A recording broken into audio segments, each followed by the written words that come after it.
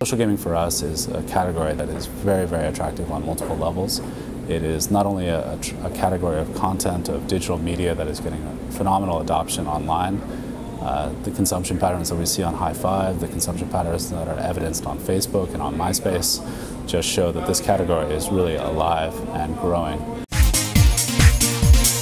Phones are expected to rise, reaching almost 300 million shipments next year, which is a big number. They are growing about 4 times the industry average.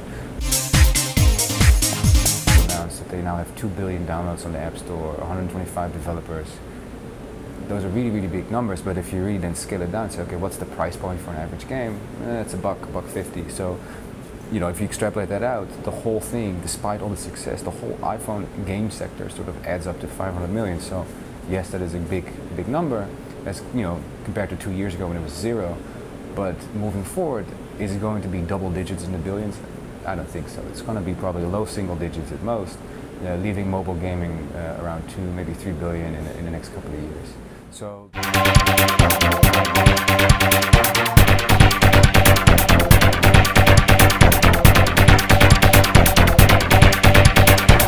Increasing number of game companies is getting in touch with their customers by way of internet technology and digital distribution. What that means effectively is that on the one hand they're not as susceptible to the seasonality patterns that you have in traditional retail, but of course in return they are much more vulnerable to, say, advertising expenditure declines, etc. So yes, you are less vulnerable to one thing, but you sort of open the door to the next. So the business model is slightly different, and I think it will be interesting to watch that coming up. You know, the growth of free-to-play is, of course, increasingly documented, but I think the growth of free-to-play, and especially emerging markets, is what's really interesting. Most people play at PC cafes, and most people, they don't want to own the software. And at the same time, most of those markets don't have the competition that consoles present in more developed markets. So, in other words, in expanding outward, PC-based free-to-play games are sort of set up pretty well to do well in emerging markets. Hard currency value. So it's effectively a license to access digital content or digital services that are funded by hard currency transactions. To put that in just kind of simple layman's terms, I take $10, I put it into a virtual currency like Hi5 coins, and then down the road I can redeem Hi5 coins for a gun in organized crime, or let's say an animal in Bond Buddies. There's another class of virtual currency which is more loyalty-based, which I actually call loyalty currency, which is one that's given out as you engage with a product or as you engage with a service. So on Hi5, we'll soon be launching a loyalty currency called Hi5 Gems. Hi5 Gems is a complement to Hi5 Coins, our virtual currency. The two are different but very complementary. And if you look at the web space, companies that really effectively use the dual currency format for monetization and engagement really do hit the ball out of the park. First thing is to try and make the game addictive, and that's a very big word. What is an addictive game? How do you make your game more addictive?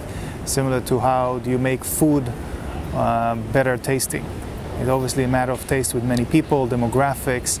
So the first question is, which platform are you going after? Are you going to create a game for an iPhone, or for a social network site, for free to play on the web, or as a premium game that people will pay for, either through subscriptions or downloadable games? Optimize the game. First, create a very nice cake, a very nice game, a very nice painting. It can be beautiful, but now you need to optimize it for the audience itself and make sure your game is growing and maturing and very quickly adjusting. As if you don't, in the market of today, which wasn't the same 5 years ago, today people will very quickly either copy or create a very similar game to yours that can be faster marketed, more monetizable, and therefore give them more ability to create more and more of the same game. The best way for you to create the most addictive game, monetize it on as many platforms as you can, as fast as you can, in as many markets as you can, partner well and focus on creation of a great game.